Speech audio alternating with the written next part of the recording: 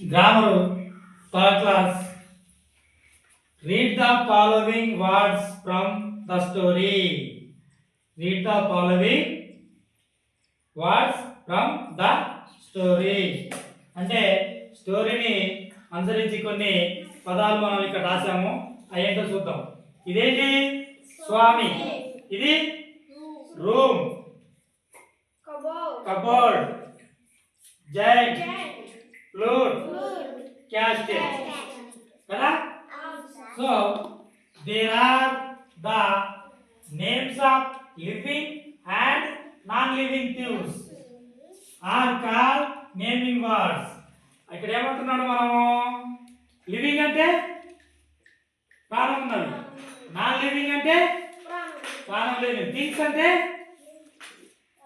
ఏంటి? వస్తువులు. అంటే ప్రాణం ఉన్న ప్రాణం లేని కొన్ని వస్తువుల పేర్లు ఇక్కడ ఉన్నాయి. వాటినే ఏమని పిలుస్తారట? Naming words. నేమింగ్ వర్డ్స్ అంటే ఏంటి? నేమింగ్ వర్డ్స్ అంటే పేర్లను తెలిపే తెలుగులోని నామవాచకము అని తెలుసుకున్నాం. అవునా? నామం అంటే పేర్లను తెలిపే పదాలనే నామవాచకము అంటారు.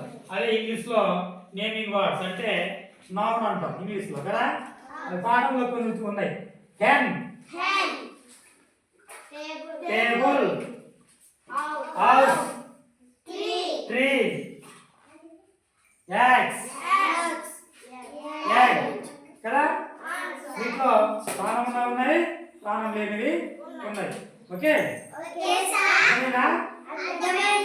అంటే పేర్లను ఏవైతే తెలుపుతున్నాయో వాటినే నేమింగ్ వర్డ్స్ అని పిలుస్తున్నాము. అంటే పేర్లను తెలిపే పదాలు, తెలుగులో నామవాచకము అంటున్నాం.